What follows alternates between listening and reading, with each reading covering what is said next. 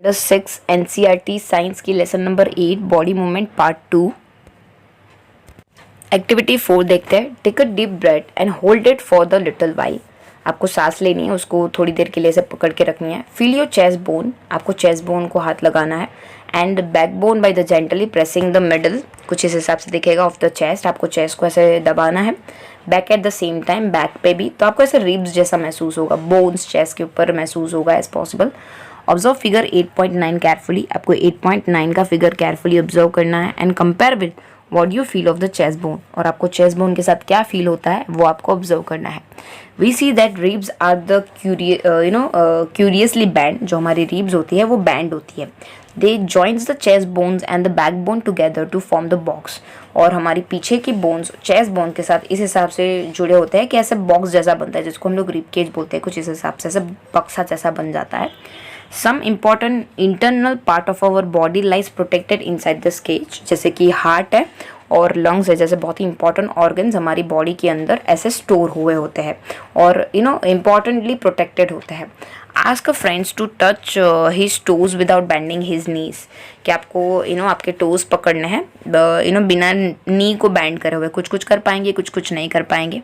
Put your fingers at the center of his back, can you feel some long and the hard structure. जब ऐसा करेगा तो आपको ऐसे बीच में ऐसे बड़े बड़े बॉल्स जैसा फील होगा आप जब उसको टच करोगे, जब आपका फ्रेंड ऐसे बैंड हो रहा होता है। Starting from the neck, move your fingers down on the back of your friends, आपको नेक से लेके नीचे तक आपको टच करना है। तो आपको बहुत सारे ऐसे बॉल्स देखने को मिलेंगे जिसको बैक बोन बोलते हैं। It is made of many small bones, ये छोटे छोटे बॉल से बने होते हैं। The rib cage is joint to this bones, और रिब केज जो होती है वो ये जॉइंट्स से बोन्स से जॉइंट होती है।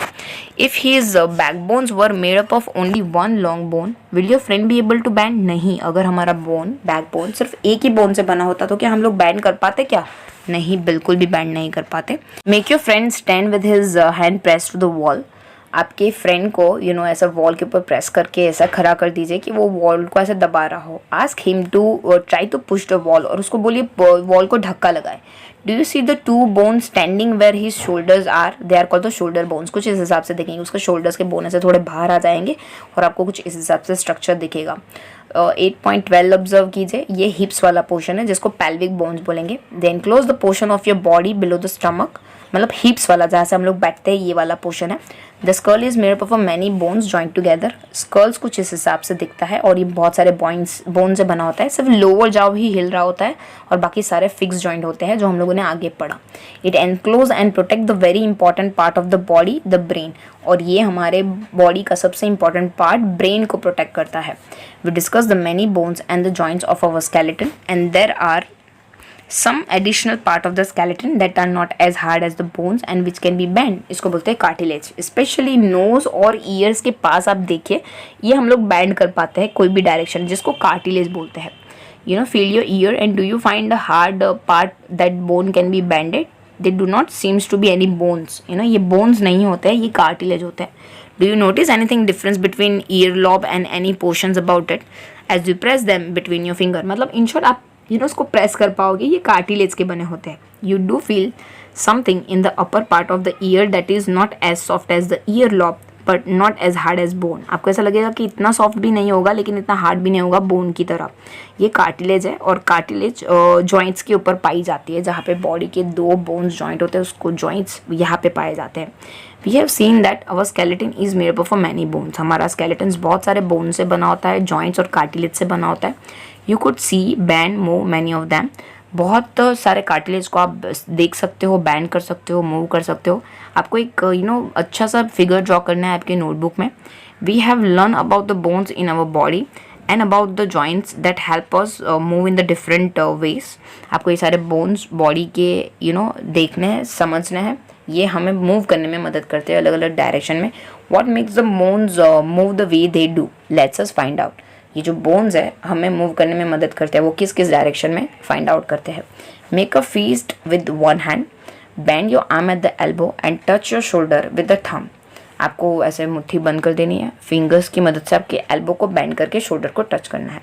Do you see any change in your upper arm, कुछ चेंजेस आपको महसूस हुआ? कुछ इस हिसाब से आपके मसल्स जो होंगे ना वो कॉन्ट्रैक्ट होंगे, रिलैक्स होंगे, उसके बारे में बता रहा है कि मसल्स जो होंगे वो कॉन्ट्रैक्ट होंगे, रिलैक्स होंगे, उस हिसाब से।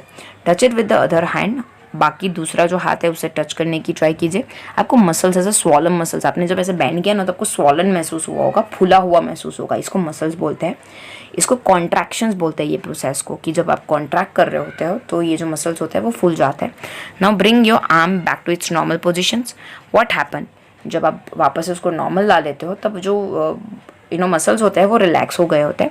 You can observe similar contraction of the muscle in your leg when you walk और रन। और ये सेम कॉन्ट्रैक्शंस और रिलैक्सेशंस का प्रोसेस लेग के अंदर देखने को मिलता है। When contractions the muscles become shorter, जब कॉन्ट्रैक्ट होता है तो मसल्स शॉर्ट हो जाते हैं, स्टीफर हो जाते हैं और एकदम मोटे हो जाते हैं। एंड पुल द बोन, और बोन को खींचते हैं। Muscles work in pair. When the one of them contract, the bones is pulled in that directions. The other muscles of the pair relax. जब मसल्स पैर में वर्क करते हैं, जब एक कॉन्ट्रैक्ट होता है तो दूसरा खींचाव में आता है, मतलब एक रिलैक्स होता है तो एक कॉन्ट्रैक्ट होता है। To move the bones in the opposite direction, the relaxed muscles contract to pull the bones upward. जो रिलैक्स वाला मसल्स होता है वो कॉन्ट्रैक्ट वाला मसल्स को बोन्स को ऊपर की डायरेक्शन में मूव करता है ओरिजिनल पोजीशन में, वाइल फर्स्ट रिलैक्स, जो पहला वाला होता है वो रिलैक्स करता है। मतलब ऐसे वन बाय वन वर्क करते हैं। एक कॉन्ट्रैक्ट होता है तो एक रिलैक्स होता है, एक रिलैक्स होता है तो एक कॉन्ट्रैक्ट होता है, ऊपर नीचे ऐसे। Muscles can only pull, it can not be push. ये सिर्फ पुल कर सकते हैं, खींच सकते हैं, धक्का नहीं लगा सकते। Thus two muscles have work together to move a bone. So दो मसल्स साथ में वर्क करते हैं बोन्स को हिलाने के लिए। Are the muscles and bones always require for the movement. Muscles और बोन हमेशा ज़रूरत पड़ते हैं मूवमेंट के लिए। How do other animal move, बाकी सारे एनिमल किस हिसाब से मूव करते हैं वो देखते हैं। Do all the animal have a bones, सारे एनिमल्स को बोन्स होते हैं क्या। What about the earth form और द स्नेल्स, उनको बोन्स नहीं होते हैं लेकिन वो फिर भी मूवमेंट करते हैं। 8.2 गेट्स ऑफ द एनिमल देखेंगे, अर्थ फॉर्म। एक्टिविटी 5 देखते हैं। Observe an earthworm moving on in soil in the garden. वो क्या करता है, पहले अपना आगे का हिस्सा उठाता है और पीछे का खींचता है, फिर वापस आगे का उठाता है, फिर खींचता है। Gently lifted and placed on the piece of the blotting और द फिल्टर पेपर। आपको ब्लॉटिंग या फिल्टर पेपर के ऊपर आराम से उसको उठा के रख देना है और उसकी मूवमेंट को ऑब्जर्व करनी है। Then place in the smooth glass plates और द स्लिपरी ग्लास, और आपको ऊपर से ग्लास रख के उसकी मूवमेंट जो है वो ऑब्जर्व करनी है। Is it different from on the paper? हाँ। Do you find the earthworm is able to move easily on then hard slippery surface? Hard और स्लिपरी सरफेस के ऊपर वो इजीली चल पाएगा। The body of the earthworm is made up of many ring joint end to end. जो earthworm की body जो होती है वो ऐसे रिंग शेप में होती है, एंड टू एंड जॉइन हुई होती है। And the earthworm does not have a bones, earthworm के अंदर बोन्स नहीं होते हैं। It has a muscles which have to extend and the shorten the body. Muscles जो होते हैं उनकी बॉडी में वो जो लंबे होते हैं फिर शॉर्ट होते हैं, लंबे होते हैं शॉर्ट होते हैं, और इस हिसाब से अर्थवॉर्म मूव करते हैं। During movement the earthworm first extend the front part of the body. पहले स्टार्टिंग में जो अर्थवॉर्म होते हैं वो अपनी बॉडी को एक्सटेंड करते हैं, खींचते हैं। Keeping the rear position fix to the ground, पहले ग्राउंड पे अपनी पोजिशन बना लेते हैं। Then fix the front part, आगे का पार्ट खींचते हैं, एंड फिर पीछे का एंड रिलीज कर लेते हैं, छोड़ देते हैं। इसकी वजह से जो उनकी बॉडी है वो पहले खींची फिर शॉर्ट हुई, खींची फिर शॉर्ट हुई, एंड इस हिसाब से वो मूव करते हैं। This make it move forward by the small distance, repeating such muscular expansion and relaxations. वो मूव करते हैं ऐसे expansion contraction, expansion contraction. The earthworm can move through soil. The body secrete the slimy substance to have the movement. और जो जब वो चलते हैं तो एक चिपचिपा प्रोडक्ट निकलता है उनकी बॉडी में से, जो उनको मूव करने में, सरफेस को स्लीपी बनाने में और उनको आगे चलने में मदद करता है। How does it fix the part of its body to the ground? Under its body it has a large number of the tiny bristles. Tiny bristles means ऐसा स्ट्रक्चर होता है पैर जैसा, इधर छोटे छोटे हेड के जैसे प्रोजेक्शन होता है जो उनको चलने में मदद करता है। The bristles are connected with the muscles, और ये जो ब्रिस्टल्स होते हैं मसल्स के साथ कनेक्टेड होते हैं। Bristle have to get the good grip on the ground, और जो ब्रिस्टल होते हैं वो उन्हें ज़मीन के ऊपर ग्रिप लगने में, रखने में मदद करते हैं। The earthworm actually eat it's way through the soil. Its body then throw away the undigested part of the material that is eats. This activity in earthworm make the soil more useful for the plant. Earthworm खाना भी soil के अंदर ऐसे वे में ही खाते हैं। ये जो अनडाइजेस्टेड पार्ट होता है ना, वो ज़मीन के लिए बहुत ही इंपॉर्टेंट पार्ट होता है। वो पॉटी जो निकालता है वो सॉइल के लिए बहुत फर्टाइल होती है, जो प्लांट की ग्रोथ के लिए बहुत इसेंशियल होती है। अब स्नेल के बारे में देखते हैं। Activity stick, collect the snails from the garden. Have you see the rounded structures it carries on its back? उसके ऊपर ऐसा शेल जैसा होता है, आपने देखा होगा स्नेल ऐसे दिखता है। This is called the shell and it is the outer skeletons of a snails. और ये स्नेल का बाहर का कवर है, but is not a made up of bones. लेकिन ये बोन्स का नहीं बना होता है, ये सिंगल यूनिट का बना होता है। And does not help in moving from the place to place, it has to be drag along. ये मूव करने में मदद नहीं करता है, लेकिन स्नेल को अपने साथ उसको खींच के लेके जाना होता है। Place the snail on the glass plate, same आपको उठा के जेंटली उसको ग्लास प्लेट पे रखनी है और उसकी मूवमेंट को ऑब्जर्व करनी है। When it start moving, carefully lift the glass plates along with the snail over your head and observe it movement from the beneath. आपको नीचे से उसका मूवमेंट देखना है ग्लास ऐसा उठा के, तो आप देखोगे ना एकदम पूरा एकदम उसकी जगह पे निशान छोड़ के चलेगा, एकदम लिक्विड जैसा सब्सटेंस उसकी बॉडी में से निकालेगा और किस हिसाब से मूव करेगा वो हम देखते हैं। Thick structures and the head of the snails में come out of the opening, पहले तो एकदम थिक स्ट्रक्चर्स और स्नेल की बॉडी में से बाहर आएगा ओपनिंग में से in the shell, and the thick structure is a foot, और जो बड़ा सा स्ट्रक्चर होगा वो उनका पैर होगा जो स्ट्रॉन्ग मसल्स से बना होगा। Now carefully tilt the glass plate, अभी आपको ग्लास प्लेट को टिल्ट करना है।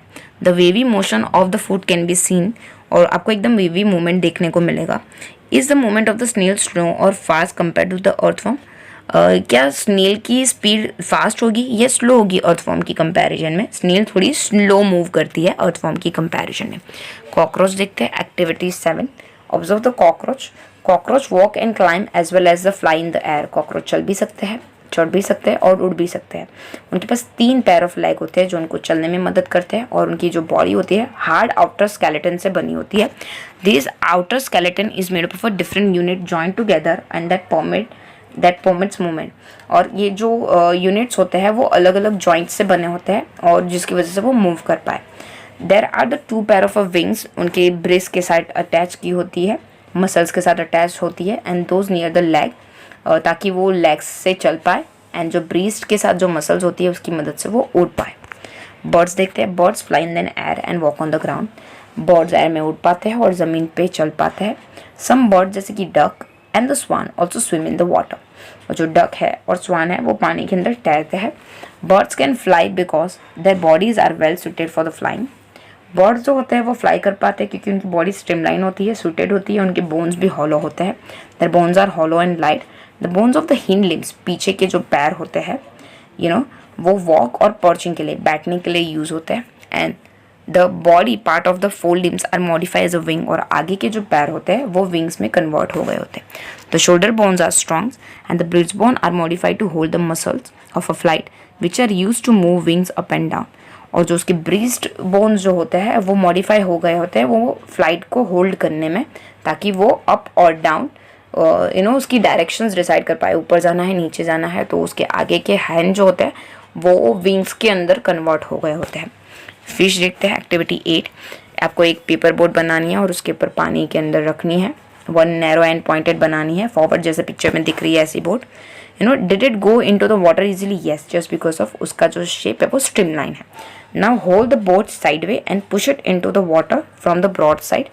Are you able to move the muck? नहीं, अगर आप साइड में कर दोगे ना तो वो नहीं मूव करेगा, अगर पॉइंटेड एंड आगे करोगे ना तो वो इजीली मूव करेगा। Have you notice that the shape of the boat is somewhat like a fish? और जो बोट का जो शेप है वो फिश के शेप जैसा है। The head and the tail of the fish are smaller than the middle portion of the body. आगे और पीछे का जो पॉइंट अगर एरिया के बारे में बात करें फिश का तो पॉइंटेड होता है और बीच का थोड़ा मोटा होता है जिसको स्ट्रीमलाइन शेप बोलते हैं।